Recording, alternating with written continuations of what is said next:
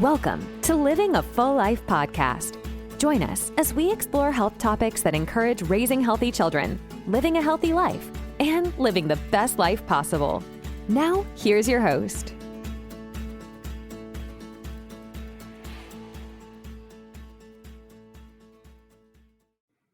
I'm Dr. Enrico Dolcecore, and welcome to another podcast of Living a Full Life. This week, we're talking about exercise versus fitness. There's a big difference, and it's been so simple that it's so difficult. The fitness industry, the diet industry over the last 45 years has scrambled the information so much to make it so difficult that the basics have been lost. And that is where exercise versus fitness has been discombobulated. I've always wanted to use that word in a podcast. So we got it done. Never going to hear me say that again.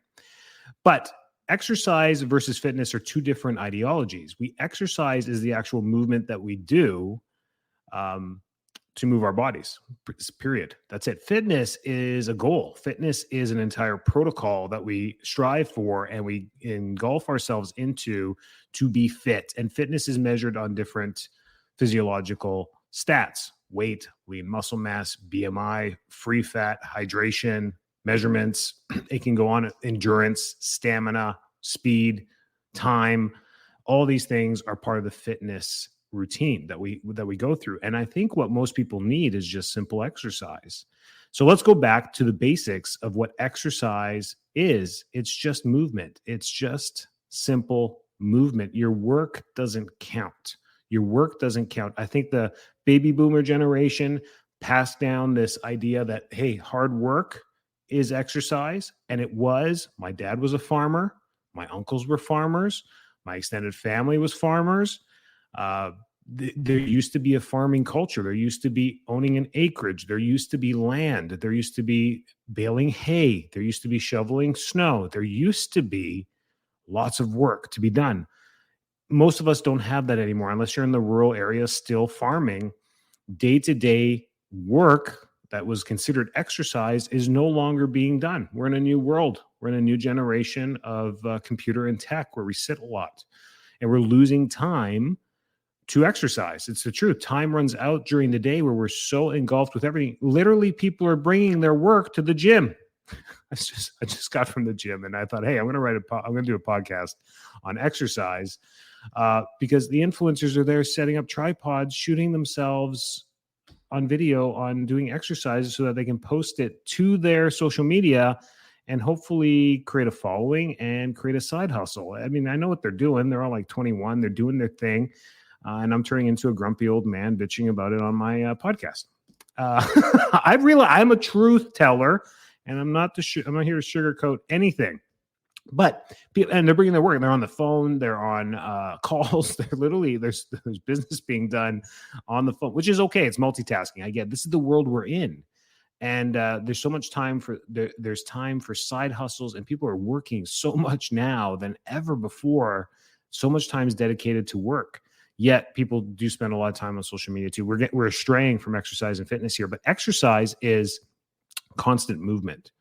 So it seems like people need to have motivation to exercise. They have to be wanting to lose weight or to stay healthy, or when you get 40 plus, and it's really nice to hear these healthy comments and conversations of, I need my energy back. I need to maintain energy for my kids. I'm losing energy. I can't keep up.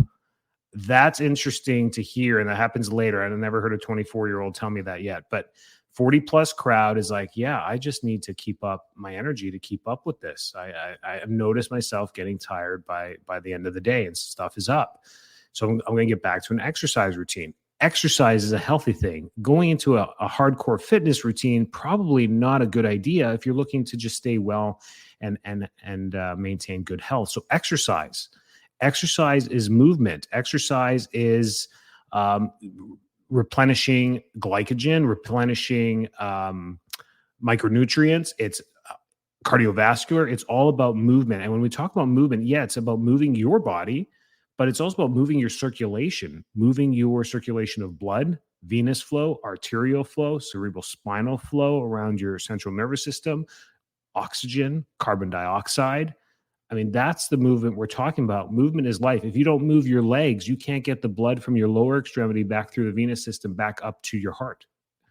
It's just the way it works. And then lymphatic as well. The lymphatic gets stagnant, and we wonder why we get swollen ankles, swollen legs.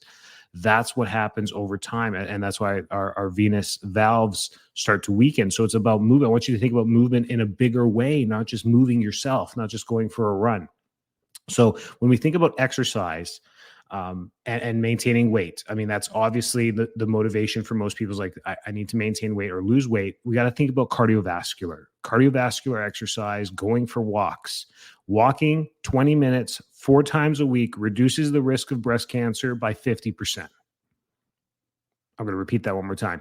Walking 20 minutes 4 times per week. That means getting outside, going outside, walking 10 minutes away from your home and then turn around and come right back, reduces your risk of breast cancer by 50%.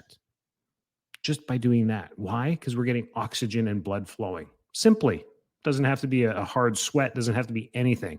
So that's cardiovascular. Then, of course, jogging, running, cycling, swimming. Those all work as well to improve cardiovascular health. That's movement. That's what counts there. Strength training, just going and lifting some light weights or light bands or light pulleys to activate different parts of your body in a cyclical pattern. So if you're going for upper body day, you're doing, 2 exercises for your chest, 2 exercises for your back, an exercise for your arms. That's a great workout right there. Using bands. You can do this at home. So moving, jumping jacks, squats, burpees. These things are ways to get your heart rate up, elevated quickly, and then resting in between. So getting on the floor doing 10 burpees or 10 push-ups or 10 crunches or 20 jumping jacks. Doing that elevates your heart rate very quickly, and then you just rest for 60 seconds and repeat again and just switch different exercises as well. That's called a HIIT exercise, high intensity interval training. That's one.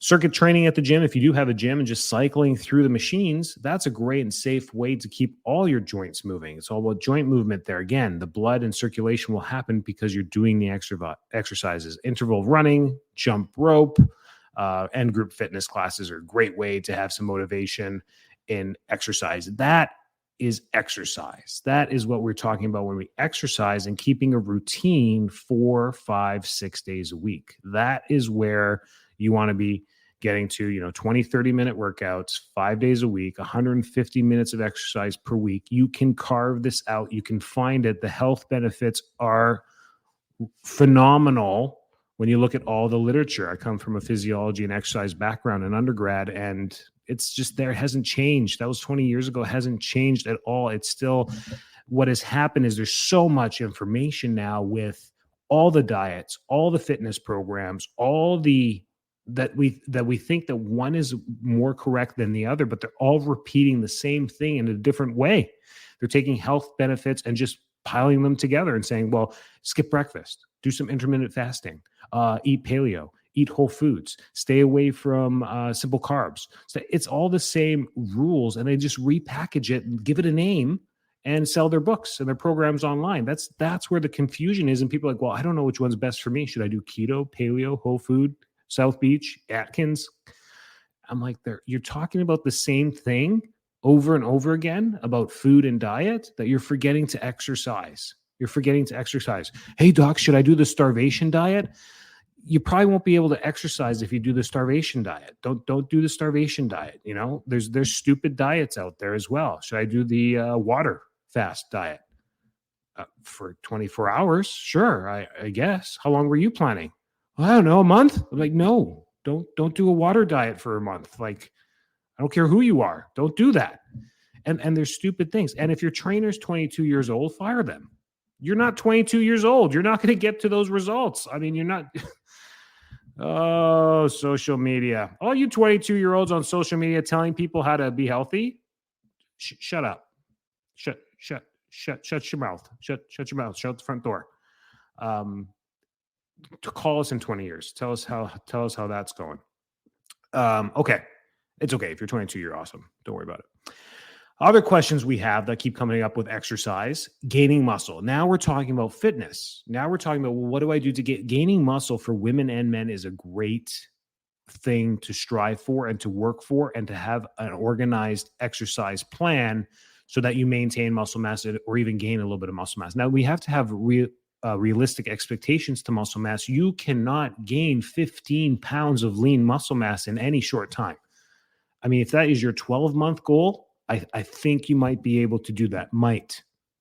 Even if you stay dedicated to that. 15 pounds of lean muscle mass is heavy. It's a lot of weight to be putting on. 15 pounds of fat is completely different. It's a lot. It's a lot more mass. It's a lot more tissue than 15 pounds of lean muscle mass. Think of, 15 pounds of feathers versus 15 pounds of rocks, right? And what that would look like in your kitchen or in your backyard. It's going to be two different piles, but weigh the exact same. And that's how lean muscle mass and fat work. So realistic expectations of just doing the proper scans, maybe doing a dunk test or a BMI test or a lean muscle mass test through laser or the water test or whatever it is, having an accurate test. A lot of these machines and Apple Watches and these things are pretty close. They're pretty accurate. You can see whether you're gaining or losing mass. But let's get back to exercise. It's really compounding exercises that helps develop muscle strength and muscle mass. And these are getting to the gym. These are lifting weights, doing resistance type exercises to help strengthen the muscle. But when it's two different things. When we think about putting on muscle mass, it now becomes a very methodic type of exercise where you're actually putting mental energy into this, so that when you lift the weight or you pull the band, you're squeezing the muscles you're trying to activate and cause resistance in them. That's different than maybe going through a circuit training where you're trying to move the muscles to get blood flow through them. Different. But it's just a mental thing. It's not, they look the same. You wouldn't be able to tell if someone has a goal of gaining muscle mass or exercise. If you look at them and they're both doing the same exercise, one might be doing a lighter weight, one might be doing a heavier weight, but they're both doing different things in their mind. One is just say, I got to get through this workout. Got to do my 45 minutes and I'm out of here. The other one's like, doesn't matter if it takes me 20 or 40 minutes, I am going to focus on each squeeze. And they're writing things down. They're doing other things like that. So compounding your exercise to stimulate muscle growth is really important.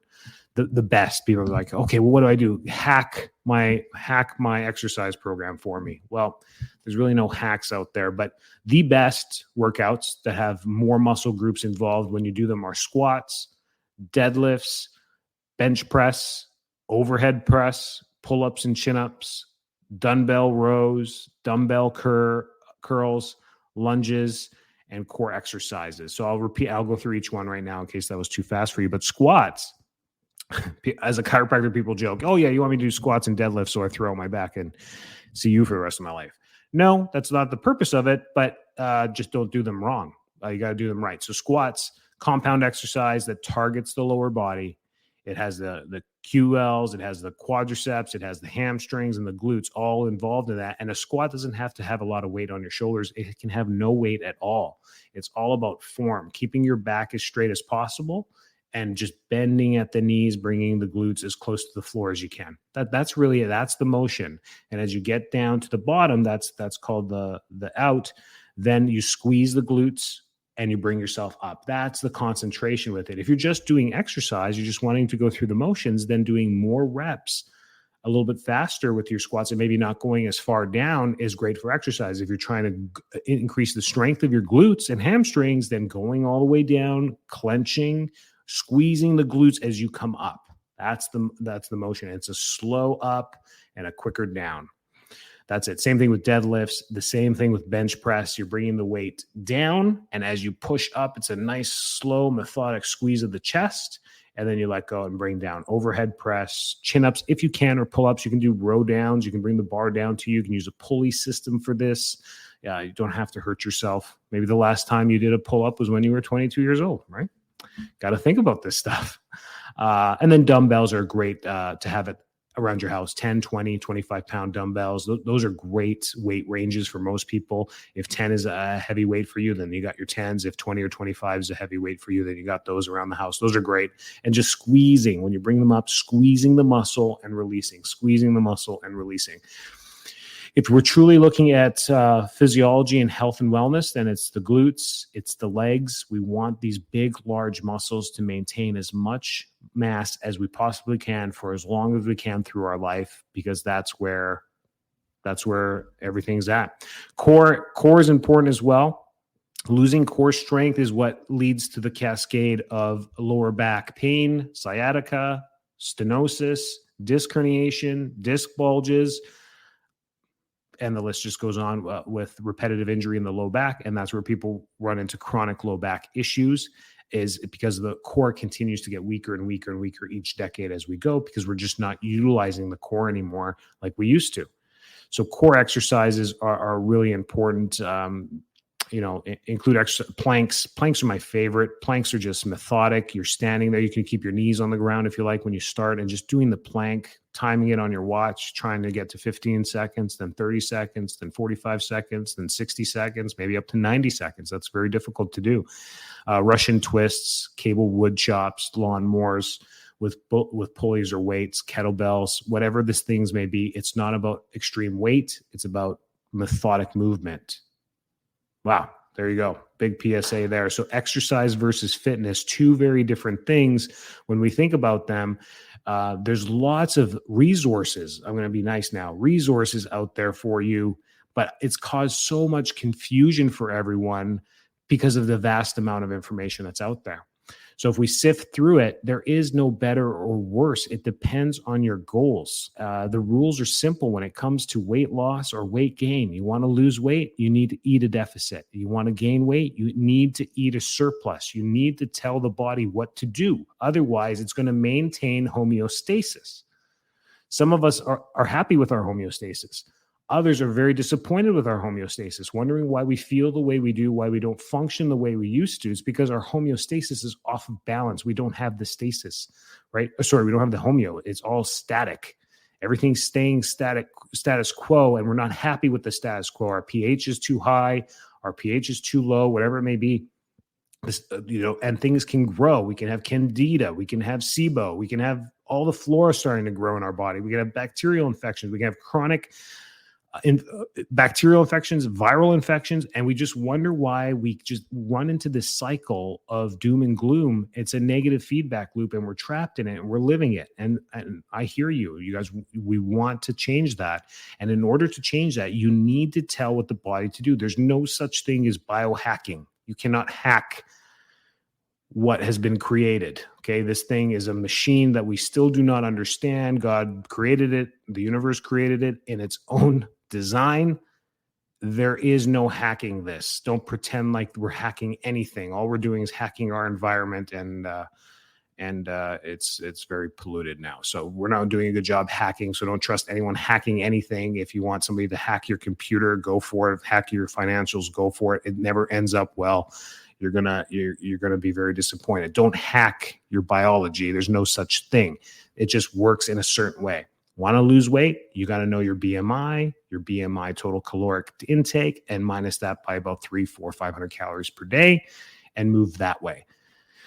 Stay out of the processed food section, because those things do not count. As soon as we start eating Oreos or Twinkies or ice cream, these things are just invalid nutrition voids that you cannot fit into your diet. You just can't. If you need a treat or anything at the end of the day, and you're truly eating well, and you're measuring stuff, and you got 250 calories at the end of the day, and you look at that vanilla ice cream in your fridge, and it says 240 calories for a scoop, and you look at it and you're like, yeah, hey, no fat today. I need a little bit of carbs. You can have ice cream. You can do it. You just got to keep track of this stuff. And if you need help, there's great people out there in the fitness industry that actually know what they're doing. You just got to find them in your communities, and they're there. Hopefully that helps. Exercise versus fitness. Figure it out what you want to do. But either way, you got to do one or the other. You got to be moving your body. 150 minutes of movement per day. Go enjoy the outdoors. Do it. Stay well. Stay fit. Stay healthy. See you next. Thanks so much for tuning into this episode of Living a Full Life podcast. If you're enjoying the show, please feel free to rate, subscribe, and leave a review wherever you listen to your podcasts. That helps others find the show, and we greatly appreciate it. Thanks again for tuning in, and we'll catch you in the next episode.